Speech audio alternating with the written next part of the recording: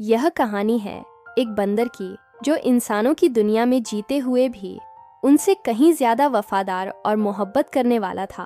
किसी गांव में बूढ़ी सकीना अपने शौहर के साथ रहती थी। सकीना की 3 बेटियां थीं। उसका शौहर मदारी था जो बंदर का तमाशा दिखाकर अपना और अपने बीवी बच्चों का पेट पालता था। वह अपने बंदर से बहुत ज्यादा प्यार करता था, बिल्कुल अपने बच्चों की तरह। उसने उस बंदर को छोटे से पाला था। मदारी की बीवी सकीना भी उसे अपना बेटा मानती। एक दिन मदारी बंदर को लेकर अपनी रोजी रोटी के लिए दूसरे शहर गया। दूसरे गांव में जब वह तमाशा दिखाकर घर वापस आने लगा तो अचानक उसे दिल का दौरा, हार्ट अटैक पड़ा और वह फौरन जमीन पर गिर गया। बंदर रोता तड़पता और बिलख रहा था, मेरे मालिक को क्या हो गया। लेकिन मदारी तो अब इस दुनिया से जा चुका था। मदारी की बीवी और बेटियों पर तो जैसे कहर टूट पड़ा। उनका रो रो कर बुरा हाल था। बंदर सबको तसल्ली दे रहा था, लेकिन सकीना सबसे ज्यादा परेशान थी। मेरी जवान जहान बेटियां हैं, मैं अब इन्हें कैसे पालूंगी। मेरे तो सर की छती न रही। चलो और कुछ नहीं, इनका बाप अपनी बेटियों के लिए इज्जत से 2 वक्त की रोटी तो लाता था। कुछ दिन बाद सब्र और शुक्र करके सकीना ने फैसला किया कि वह अपने गांव में समोसे बेचेगी और उसका प्यारा बेटा बंदर उसकी मदद करेगा। बंदर सकीना की परेशानी को अच्छी तरह समझ रहा था। उसने सकीना के हाथ पर अपना हाथ रखकर उसे तसल्ली दी।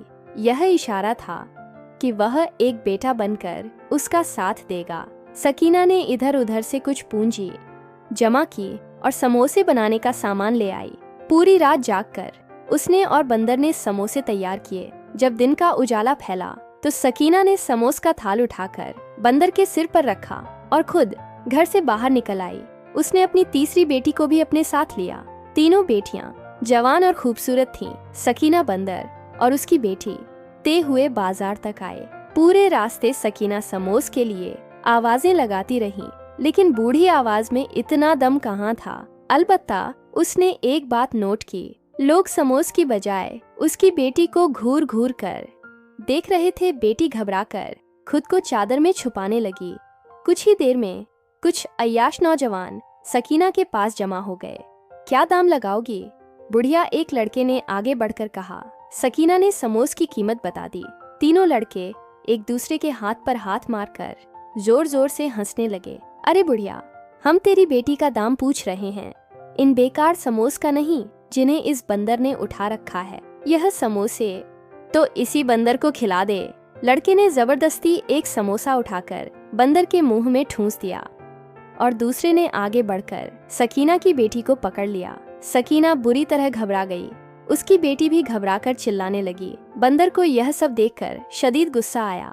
उसने सिर पर रखे समोस का थाल जमीन पर फेंका और एकदम उन लड़कों पर झपट पड़ा।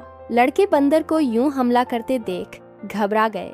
बंदर ने अपने लंबे लंबे नाखूनों से लड़कों को बुरी तरह घायल कर दिया, लेकिन खींचतान में सकीना की बेटी के कपड़े फट गए। वह सख्त शर्मिंदा हो रही थी और बुरी तरह रो रही थी। लोग उनके पास जमा होकर तमाशा देख रहे थे। लड़के जख्मी होकर भाग गए, लेकिन सकीना का दिल चाहता था कि वह अपनी किस्मत पर मातम कर ले। सारे समोसे मिट्टी में लथपथ हो गए थे और लोग उसकी बेटी के फटे हुए कपड़ों की वजह से उसे घूर घूर कर देख रहे थे। अब घर जाना चाहिए, यहाँ रहकर अब क्या करें? सकीना ने दुखी दिल से सोचा और पलटने लगी, लेकिन उसकी किस्मत बुरी थी। अचानक उसका पांव लड़खड़ा आया और वह पीछे की जानिब एक बड़े से गड्ढे में गिर गई। सकीना के हलक से एक कराहती चीख निकली। वह बूढ़ी थी, हड्डियां पहले ही नाजुक थीं। गिरने से उसकी टांग की हड्डी छटक गई। बंदर यह सब देखकर बुरी तरह बेचैन हो गया। वह लपक कर कभी गड्ढे में नीचे जाता और सकीना को उठाने की कोशिश करता, तो कभी बाहर आकर लोगों को इशारे से मदद के लिए बुलाता। उसकी आंखों से आंसू बह रहे थे। ऐसा लगता था जैसे वह सचमुच सकीना का सगा बेटा हो, लेकिन कोई भी सकीना की मदद के लिए आगे नहीं बढ़ा। लोग तो बस उसकी बेटी पर निगाहें जमाए खड़े थे।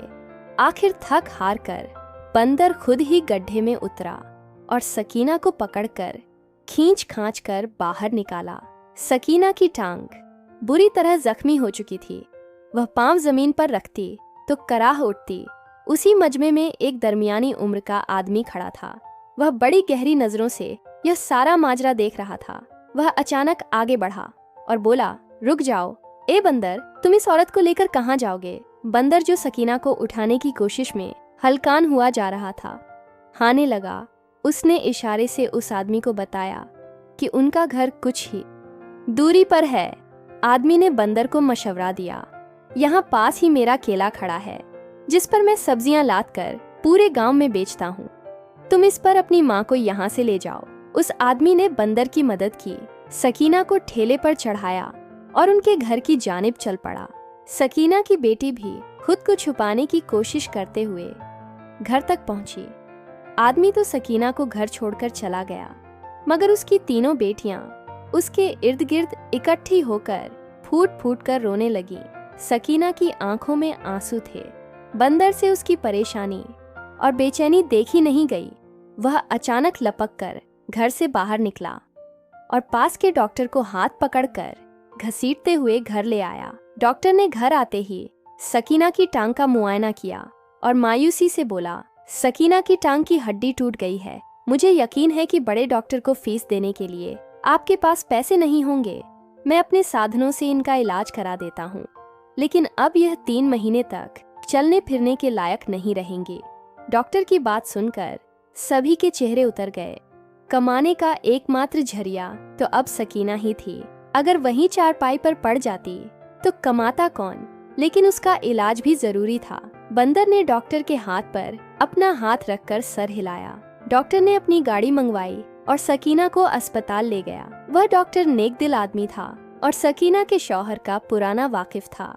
उसने अपनी जेब से ही सकीना की मरहम पट्टी करवा दी।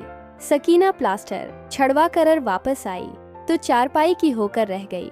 घर में बैठी जवान बेटियों का बोझ और दिन रात की सेहत तेजी से गिरानी शुरू कर दी।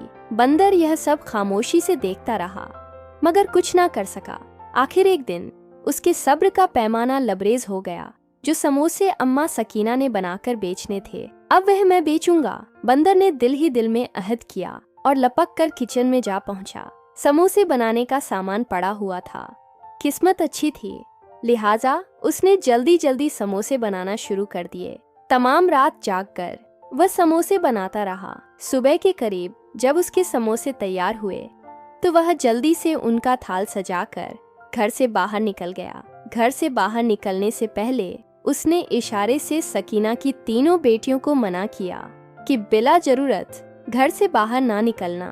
थाल उठाकर जब वह गली में निकला तो बच्चे उसे देखकर जोर जोर से हंसने लगे। अरे वह देखो बंदर, आज एक नया तमाशा दिखा रहा है, आओ इसकी दुम खींचते हैं। बच्चों ने एक दूसरे से कहा। बंदर घबरा गया। बच्चों ने उसे चारों तरफ से घेर लिया। वह एक तरफ हटता तो दूसरा बच्चा उसकी दुम पकड़ने की कोशिश करता। खुद को बचाता तो समोसे गिरने लगते। वह परेशान हो गया। आखिर उसने समोस का थाल जमीन पर रखा और जोर से दौड़ लगाकर बच्चों को डराने लगा। बच्चे घबराकर दूर भाग गए। बंदर इतनी सी कोशिश में हाँफ गया था। उसने समोस का थाल फिर से उठाया और गली गली फिरता हुआ आवाजें देने लगा। लोग उसकी आवाज सुनते तो मुड़कर दिलचस्पी से उसे देखने लगते। अरे ये देखो, ये कैसा बंदर है जो सर पर समोसे रखकर बेच रहा है। लोग रुक रुक कर तमाशा देखने लगते, मगर कोई समोसे खरीदने पर तैयार न था। एक बच्ची ने समोसे देखकर अपने बाप से जिद की, अब्बू मुझे यह वाला समोसा खाना है जो ये बंदर बेच रहा है। बच्ची ने कहा तो बंदर ने झट से थाल में से समोसा उठाकर बच्चे की तरफ बढ़ा दिया, लेकिन वह आदमी उछलकर 2 कदम पीछे हट गया। हाय, किस कदर गंदा बंदर है, हटाओ पीछे, करो अपना यह समोसा। ना जाने कैसे गंदे हाथों से बनाकर लाया है, मुझे घिन आ रही है। भला जानवरों के हाथों से बनी चीज कौन खाएगा। आदमी ने बंदर को हिकारत से देखा और उसे दूर भगा दिया। घबराकर बंदर ने थाल उठाया और गलियों में घूमता रहा, मगर कोई भी खरीदार ना मिला। उसकी आंखों में आंसू आ गए। दोपहर सिर पर आ चुकी थी और अभी तक उसका एक भी समोसा नहीं बिका था। थक हार कर वह बड़े बाजार में निकला। यहाँ कल ही तो वह सकीना के साथ साथ आया था। बाजार में फिरते फिरते वह गाहक ढूंढने लगा, मगर कोई उसके समोसे ना खरीदता। बल्कि लोग उसे हंसी का पात्र बना रहे थे और दूर भगा देते थे। शाम ढलने लगी। थक हार कर बंदर समोस का थाल जमीन पर रखकर एक पत्थर के ऊपर बैठ गया। उसकी आंखों से आंसू बहने लगे। आज अगर समोसे ना बिके तो घर में पकाने के लिए भी कुछ ना होगा। अम्मा और बहनें भूखे सोएगी। यह ख्याल बंदर को चैन ना लेने देता था। वह जा मानता था कि सकीना का कोई बेटा नहीं और ऐसे मुश्किल वक्त में सिर्फ वही था जो उनका सहारा बन सकता था। बंदर अपनी ही सोचों में गुम था जब अचानक वह चौकन्ना हो गया। कोई उसके सामने खड़ा उसे दिलचस्पी भरी निगाहों से देख रहा था। कौन हो तुम और यह समोसे उठाकर क्यों घूम रहे हो? किसी मदारी के पास से भाग निकले हो? एक आला किस्म का लिबास पहने शख्स उसके सामने खड़ा था। चेहरे से अंदाजा होता था कि वह बड़ा मालदार आदमी है। बंदर ने झट से समोस का थाल उसके सामने किया और इशारे से बताने लगा, समोसे खरीद लो, घर में खाने को कुछ नहीं है। आदमी की दिलचस्पी और बढ़ गई। लगता है कि तुम कमाई करने के इरादे से निकले हो। मुझे बताओ क्या बात है? उसकी दिलचस्पी देखते हुए बंदर ने इशारों से ही उसे अपने घर के बारे में बताया। आदमी एकदम मुस्कुरा उठा। अरे वाह, तुम तो बड़े कमाल के हो। तुम ऐसा करो, ये सारे समोसे उठाकर मेरी दुकान पर ले चलो। मैं एक मिठाई वाला हूँ और मुझे रोजाना समोस की जरूरत होती है। तुम्हारे समोसे देखने में तो बहुत अच्छे लग रहे हैं। आदमी ने एक समोसा उठाया और मुंह में डालकर छका उसके चेहरे के हाव भाव ही बदल गए। वाह, ये तो बड़ा मजेदार है। मैं यह सारे समोसे खरीद लूंगा। आदमी ने जल्दी से जेब से रकम निकाली और बंदर की जानिब बढ़ा दी। बंदर की आंखें हैरत से फैल गईं। उसने सारे समोसे लपक कर उस सेठ की दुकान तक पहुंचा दिए। सेठ ने उससे पक्का मुआ कर लिया। अब तुम रोजाना मेरी दुकान पर समोसे दे जाया करो, मैं तुम्हें बदले में रकम दिया करूंगा। बंदर के लिए यह बेहद खुशी की बात थी। शाम ढल रही थी। वह रकम हाथ में दबोचे तेजी से दौड़ता हुआ घर आ पहुंचा। उसे यकीन था रकम देखते ही घर वाले खुशी से पागल हो जाएंगे, मगर दरवाजे से अंदर दाखिल होते ही वह बुरी तरह से चौंका, क्योंकि आंगन में सकीना की चारपाई के साथ ही कुर्सी पर एक शख्स बैठा था। यह शख्स कोई और नहीं बल्कि वही था जिसने कल अपनी ठेली पर डालकर सकीना को घर पहुंचाया था। बंदर को देखते ही उसके चेहरे के तासु आथ अजीब से हो गए। बंदर खामोशी से गया और सकीना की चारपाई पर चढ़कर बैठ गया। उसने इशारे से शख्स से पूछा कि वे घर में क्यों आया है। साथ ही बंदर ने एक निगाह अपनी बहनों पर डाली जो घर के कामकाज में मशगूल थी। बंदर के अंदाज से वह शख्स समझ गया कि घर का सरपरस्त यही है। वह आगे होकर बोला, मैं सखी से शादी करना चाहता हूँ। यह औरत मुझे पसंद आई है। अरसा हुआ मेरी बीवी का इंतकाल हो चुका है। मेरी कोई औलाद नहीं। इन लड़कियों की सूरत में मुझे बेटियां मिल जाएंगी और मेरे तन्हा दिनों का कोई साथी हो जाएगा। बंदर पर यह अल्फाज पहाड़ बनकर टूटे। उसने पलटकर सकीना को देखा तो उसके चेहरे पर रजामंदी नजर आई। शायद सकीना भी हालात से बुरी तरह घबरा गई थी। वह चाहती थी कि एक मर्द उनका सहारा बन जाए। उसने उस आदमी की ख्वाहिश कबूल कर ली। बंदर हैरान था, लेकिन वह कुछ बोल ना पाया। उसे तो बस अपनी बहनों और माँ की फिक्र थी। उसने दिल में सोचा, कहीं इस शख्स का कोई लालच ना हो। मगर सकीना ने उस आदमी के साथ निकाह कर लिया। वह दिन भर सब्जी बेचा करता था। शाम के वक्त घर आता तो सकीना से बातें करने लग जाता।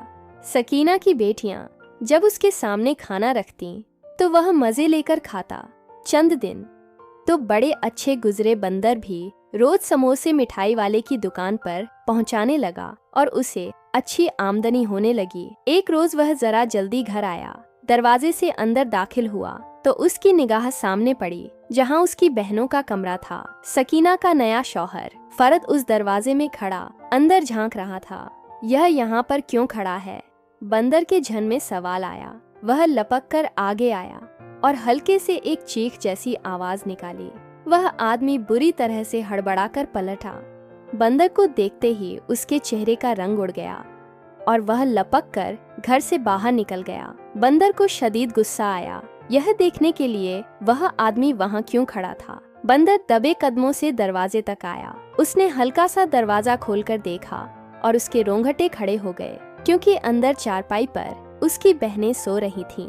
सोने की वजह से उनका लिबास बेतरतीब था और कोई भी मर्द उनकी तरफ गलत नियत से देख सकता था। बंदर का खून खोलने लगा। उसे यकीन हो गया कि यह शख्स उसकी बहनों पर बुरी नजर रखता है। वह सकीना के कमरे में गया, जहां वह अपनी दवाइयां ले रही थी। बंदर ने सोचा कि मौका अच्छा है, उसे बात कर लेनी चाहिए। उसने इशारे से सकीना को बताया कि वह आदमी वहां क्या कर रहा था। सकीना पहले तो हैरान हुई, फिर उसे बहुत गुस्सा आया। तू हद से ज्यादा शक्की हो गया है, तुझे इंसानों वाली कोई बात भी याद नहीं। ऐसा नहीं है, वो उन्हें अपनी बेटियों की तरह समझता है। शायद कोई जरूरत होगी, इसलिए अंदर देख रहा होगा। सकीना ने बंदर को झड़ दिया। वह अपने नए शौहर पर बहुत भरोसा करने लगी थी। बंदर बुझी हुई दिल से घर से बाहर निकल आया, लेकिन अब उसने पक्का इरादा कर लिया कि वह हर वक्त फरद पर नजर रखेगा। फरद ठेला लेकर जाता तो शाम गए ही वापस आता। बंदर की पूरी कोशिश होती कि उसके आने से पहले वह घर में पहुंच जाए।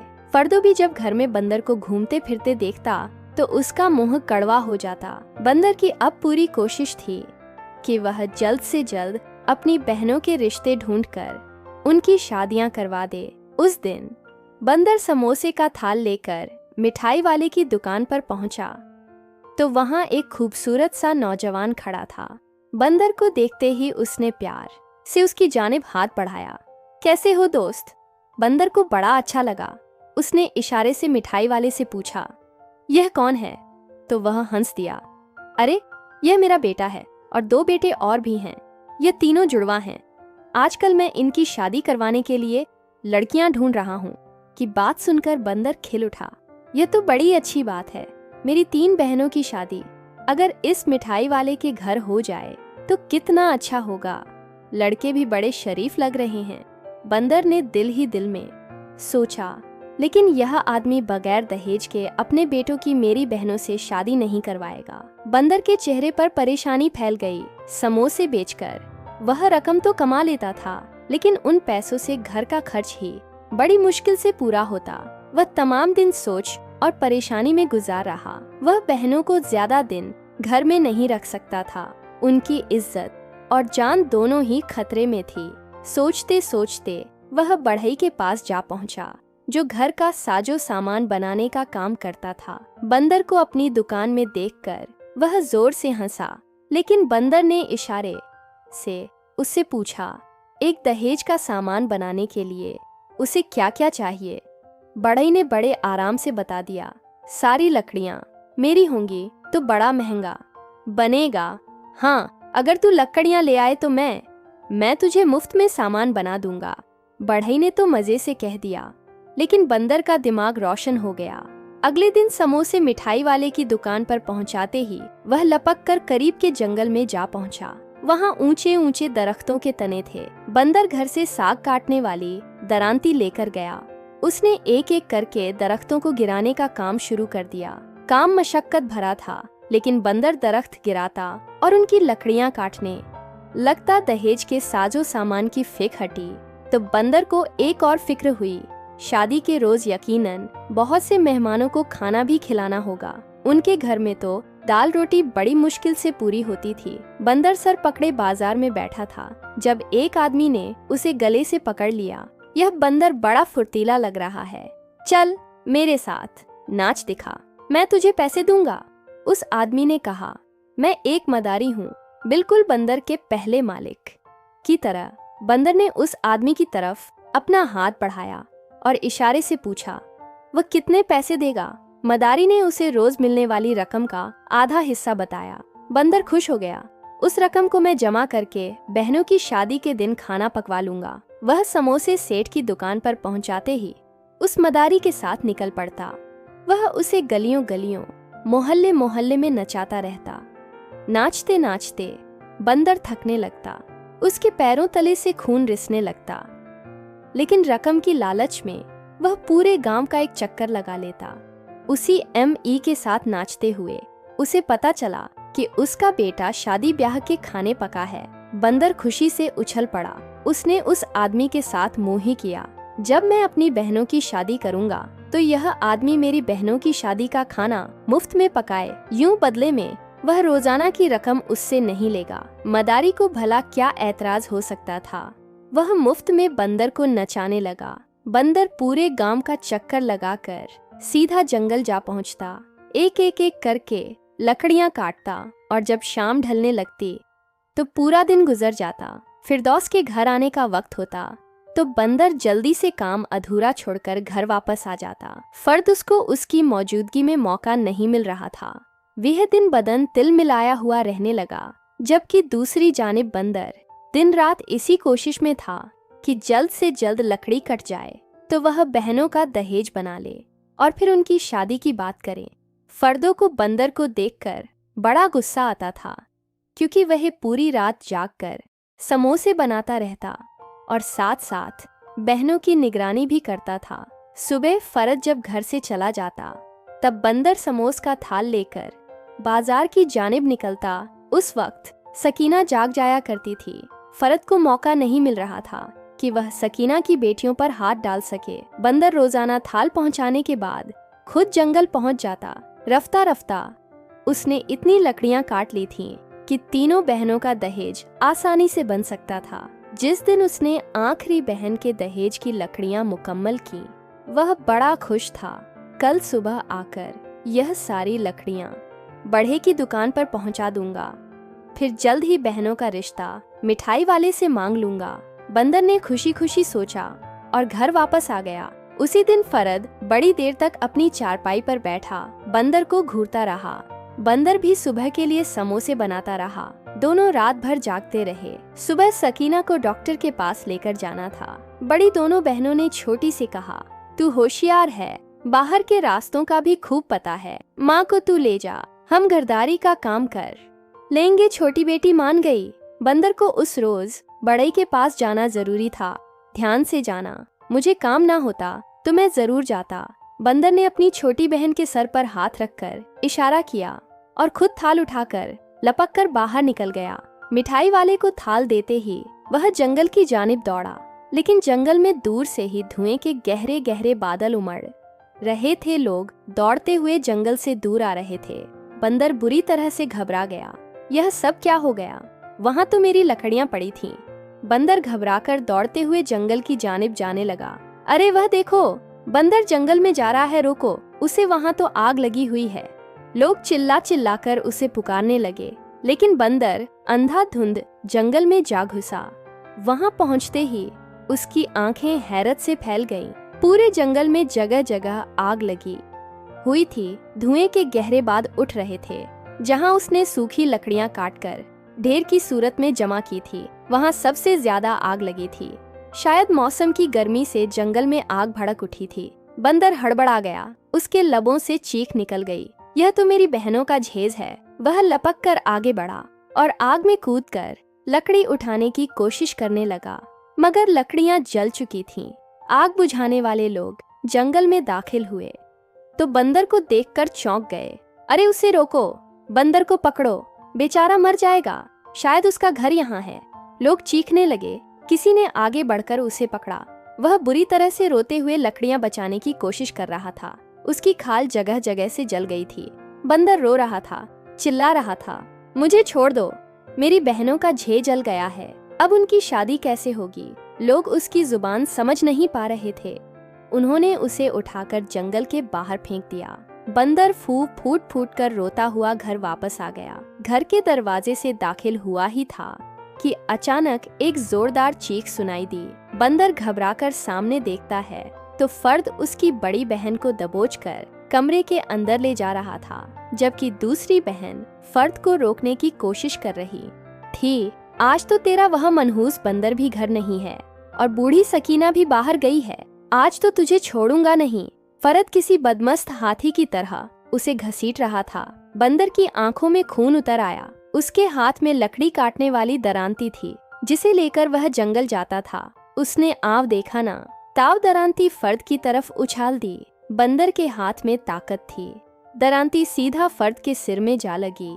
खून का फव्वारा छूट पड़ा और वह वहीं सिर पकड़कर जमीन पर बैठ गया। बंदर की बहन जो पीछे खड़ी थी, उसने भी मौका गनीमत जाना और चूल्हे में पड़ी हुई लकड़ी उठाकर फरद के सिर पर जोरदार वार किया। फरद तड़प उठा, लेकिन उसने देख लिया कि यहाँ उसकी दाल गलने वाली नहीं है। सिर पर हाथ रखे वह बिलबिला हुआ बाहर भाग गया। दोनों बहनें रोती हुई आकर बंदर से लिपट गईं। अगर आज आप ना होते तो ना जाने क्या हो जाता। वे फूट फूट कर रो रही थीं। बंदर उनके सिर पर हाथ फेरते हुए उन्हें तसल्ली दे रहा था, मगर खुद उसका दिल भी टूटा हुआ था। कुछ देर बाद सकीना और छोटी बहन आ गई। उन्होंने जब घर का मंजर देखा तो हैरान रह गई। बेटियों ने रोते हुए सकीना को सारी बात बताई। वह बूढ़ी औरत भी फूट फूट कर रोने लगी। हाय मेरे नसीब, कैसा आदमी घर में घुसा लिया, अब क्या होगा। सभी शदीद परेशान थे। तभी दरवाजे पर दस्तक हुई। दरवाजा खुला तो देखा मिठाई वाला था। उसके साथ 3 जवान लड़के भी थे। वे सब बड़े खुश लग रहे थे और यूं लग रहा था जैसे कोई खास बात करने आए हों। मगर घर के अफराद को इस तरह परेशान देखकर वे सब खामोश हो गए। बंदर लपक कर आगे बढ़ा। यह क्या हालत बना ली है तुमने? तुम्हें यह चोट कैसे लगी? सेठ ने हैरत से पूछा तो बंदर की आंखों में आंसू आ गए। उसने इशारों से सारी दास्तान सुना दी। कैसे जंगल में बहनों के झे की लकड़ियां इकट्ठी की, कैसे वे जल गई। सेठ की आंखों में भी आंसू आ गए। उसके साथ खड़े उसके लड़के भी हैरत से बंदर को देखने लगे। तुम्हें यह सब करने की क्या जरूरत थी? मैं तो अपने तीनों बेटों के लिए आज तुम्हारी बहनों का रिश्ता मांगने ही आया था। बंदर के कानों में जैसे शहद गया। सेठ आगे बोला, मैं बहुत अमीर आदमी हूँ, मुझे जहेज की कोई जरूरत नहीं। हाँ, अगर तुम चाहते हो कि तुम्हारी बहनों का जज बने तो उसका बंदोबस्त मैं कर दूंगा, मगर मेरी एक शर्त है। सेठ की आवाज आखिर में गेली हो गई थी। बंदर समेत सभी चौंक गए। खुशी की खबर के साथ ही उसने उन्हें परेशान भी कर दिया था। क्या शर्त है? जज की कीमत तुम अदा करोगे। सेठ ने बंदर की जानिब इशारा किया। बंदर ने इसे सिर झुका लिया, जैसे कह रहा हो, मैं अपनी बहनों और बूढ़ी माँ के लिए हर लम्हा हाजिर हूँ। सेठ के बेटे बड़े खूबसूरत और नेक थे। सकीना उनकी सादगी और अच्छाई देखकर अपनी बेटियों का रिश्ता पक्का करके बेहद खुश थी। मगर बंदर परेशान था। ना मालूम सेठ ने किस कीमत की बात की थी। सेठ ने अपने वादे के मुताबिक बंदर की बहनों का शानदार जहेज बनाया और जब उनकी रुखसती होने लगी तो बंदर ने आगे बढ़कर सेठ का हाथ पकड़ लिया। आपने किस कीमत की बात की थी? बंदर ने इशारे से पूछा। सेठ जोर से हंस पड़ा। वो कीमत तुम हो। मैं चाहता हूँ कि तुम मेरी दुकान पर मुलाजिम की हैसियत से नहीं, बल्कि एक बेटे की हैसियत से काम करो। मैंने देख लिया कि आजकल के जमाने में अपनी सगी औलाद भी इतनी काबिल और मोहब्बत करने वाली नहीं होती जितना कि तुम हो। ऐसी वफादारी तो ढूंढने से भी नहीं मिलती। आज से तुम मेरे बेटे हो। सेठ ने बंदर के सर पर हाथ रखा तो बंदर की आंखों में आंसू भर आए। ऐसी कीमत तो मैं खुशी खुशी चुकाने को तैयार हूँ। बंदर की तीनों बहनें अपने घरों में सुखी और खुशहाल थीं। वे अपनी माँ को भी अपने साथ ले गई थीं और बंदर वह किसी बेटे की तरह सेठ की दुकान पर काम करता रहा। उसने अपने नए घराने के साथ पूरी तरह वफादारी निभा दी थी।